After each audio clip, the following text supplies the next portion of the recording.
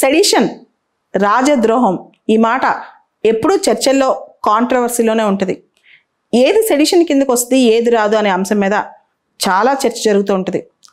గత సంవత్సరం అంటే 2022 మే టైంలో భారత సుప్రీంకోర్టు మన అప్పటున్న ప్రధాన న్యాయమూర్తి ఎన్వి రమణ గారి ఆధ్వర్యంలో ఒక స్టేట్మెంట్ ఇచ్చిందనమాట.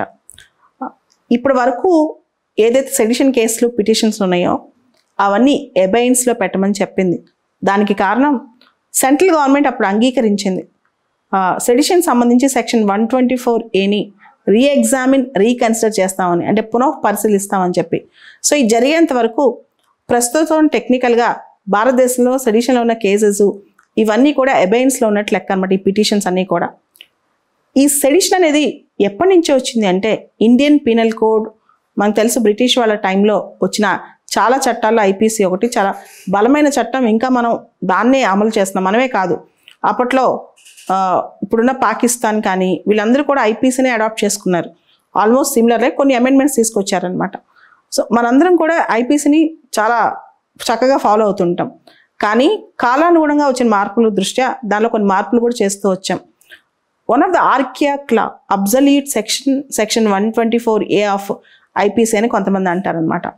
దీనిలో ఏముందంటే whoever either by word spoken or by signs or by visible representation brings or attempts to bring contempt or disaffection towards democratically elected government, they are punishable.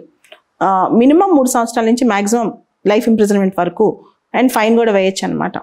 ఇది అంటే వాళ్ళ యొక్క చర్యల ద్వారా లేదా వాళ్ళ యొక్క మాటల ద్వారా ప్రభుత్వానికి వ్యతిరేకంగా లేదా ప్రభుత్వం పైన విద్వేషం, డెమోక్రటికల్ ఎలక్టెడ్ ప్రభుత్వం పైన విద్వేషం రేకొల్పేలాగా ప్రవర్తించిన, వాళ్ళ మాటలు చేసిన దాన్ని మనం సెడిషన్ అంటాము. దానికి శిక్ష ఇది అని చెప్పి. అయితే సెడిషన్ అనేది ప్రాపర్గా వాడుతున్నారా మన దేశంలో అంటే జర్నలిస్టుల పైన, రాజకీయంగా ప్రత్యర్థుల పైన మొదటి నుంచి సెక్షన్ చాలా దుర్వినియోగం అవుతుంది. చాలా కేసులు ప్రూవ్ అవ్వట్లేదు. కోర్టు దాకా వెళ్ళిన తర్వాత ముందైతే అరెస్టులు చేస్తారని చెప్పి చాలా దీనిపైన ప్రచారం కూడా ఉంది. అది కూడా కొంతవరకు నిజమే చేయొచ్చు. అంటే చాలా ప్రభుత్వాల హయాంలో కూడా ఇలా జరిగింది. దీనికి సంబంధించి చాలా కేసులు కూడా వచ్చాయి. ఒకటి Kedarnath Singh versus state of Bihar 1962. ఈ కేసులో సుప్రీంకోర్టు ఏం చేస్తుందంటే సెడిషన్ లాని సెక్షన్ 124A అప్లిఫ్ట్ చేస్తూనే దాన్ని స్పేరింగ్గా వాడాలని చెప్పింది. ఎవరైతే ప్రభుత్వానికి వ్యతిరేకంగా హింసని రేకొల్పుతారో అలాంటి వాళ్ళపైన చర్యలు తీసుకోవాలి, కానీ ప్రతి అంశానికి సెడిషన్ అనే కేసు పెట్టకూడదని చెప్పింది. అంటే స్పేరింగ్లో వాడాలని చెప్పింది.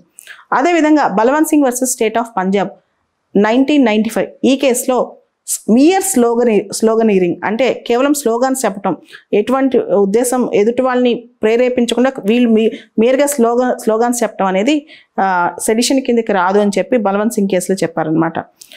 ఇలా చాలా కేసెస్లో సెడిషన్ అనే విషయంలో స్పేరింగ్గా వాడాలని చెప్పడం సుప్రీంకోర్టు చెప్పడం కూడా జరిగింది. బట్ స్టిల్ ఇప్పుడు కూడా సెడిషన్ అనేది ఒక ఆయుధం లాగా, ముఖ్యంగా అధికారంలో ఉన్న ప్రభుత్వం అపోనెంట్స్ పట్ల, జర్నలిస్టుల పట్ల, ప్రభుత్వాన్ని వ్యతిరేకించే వాళ్ళ పట్ల మాట్లాడటం జరుగుతుంది.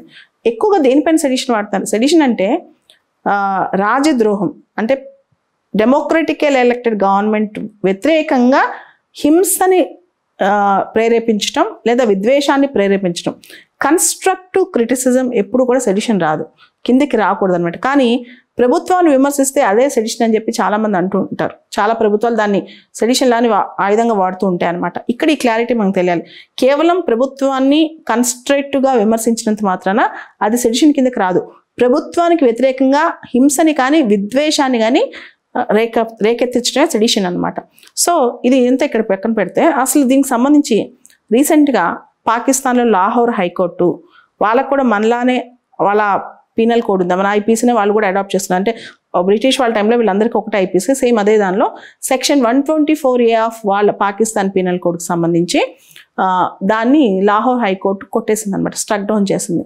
వాళ్ళ రాజ్యాంగంలో ఆర్టికల్ 19, ఆర్టికల్ 14, 15, 16, 17 వీటన్నిటికీ వ్యతిరేకంగా ఉన్నాయని చెప్పి. అదేవిధంగా మనకి ఇక్కడ ఆర్టికల్ 13 ఉంది కదా మన కాన్స్టిట్యూషన్లో, జ్యుడిషియల్ రివ్యూ అల్ట్రా వైరస్ అని చెప్పి, ఏదైనా రాజ్యాంగ విరుద్ధంగా ఉన్నప్పుడు కొట్టేయచ్చు అని చెప్పి.